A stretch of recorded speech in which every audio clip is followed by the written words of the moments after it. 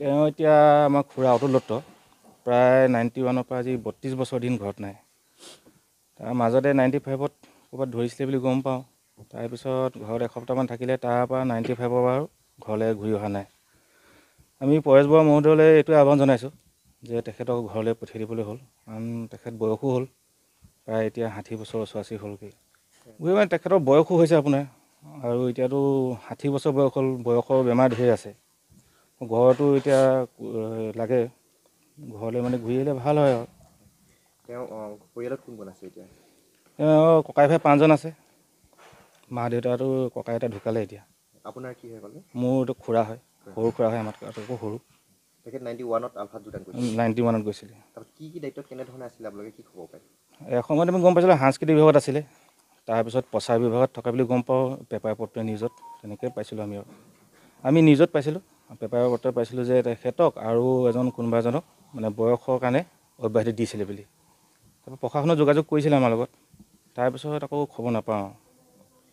তো তেনেকৈ গম নাপাওঁ, এতিয়া সৰু আছিলোঁ প্ৰায় 91ত, আমাৰ ক্লাছ 5-4ত আছিলোঁ আমি তেতিয়া, গম নাপাওঁ ইমান ভালকৈ। মোৰ সৰু ভাই, মই 92 চনৰ পৰা নাই পোৱা, আৰু বৰ বেছিকৈ মই মোবাইল চোবাইলৰ কাৰবাৰ নাই, আৰু ঘৰতে ব্যস্ত থাকোঁ, বিশেষ ইমান নাজানো তাৰমানে। মই আপোনাৰ নিজৰ ভাই? মোৰ নিজৰ ভাই। কেই নম্বৰ তেওঁ? তেওঁ 5 নম্বৰ। এতিয়া বয়স তেখেতৰ কিমানমান হৈছে বুলি অনুমান কৰিছে? তেখেতৰ বয়স আৰু বিকম পাছলৈকে কিমান বছৰ হ'ব, চিৰিয়েলকৈ গৈ আছে আৰু। প্ৰায় 60 বছৰ ওচৰত। এতিয়া 60ৰ ওপৰ হ'ল। ঘূৰি অহা মানে মই মা দেউতা জীয়াই থকালৈকে তেতিয়াই বোলো তেওঁ আহক, দেখা দিয়কহি।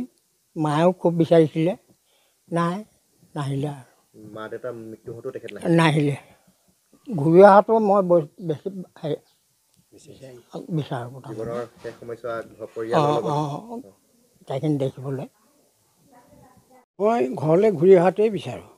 এতিয়া যি হ'ল হ'ল আৰু, যিমান দিন থাকিলেগৈ। মই ইয়াত নাছিলোঁ, মানে অৰুণাচলত চাকৰি কৰি আছিলোঁ। মই প্ৰায় লগেই নেপাওঁৱেই বাৰু, এই 95তে লগ পাইছিলোঁ এই শিৱসাগৰ নাজিৰাত। তেতিয়া হেৰি কৰিবলৈ গৈছিলোঁ আমি, তাৰপৰা শিৱসাগৰলৈ গ'ল, আটক কৰিছিলে।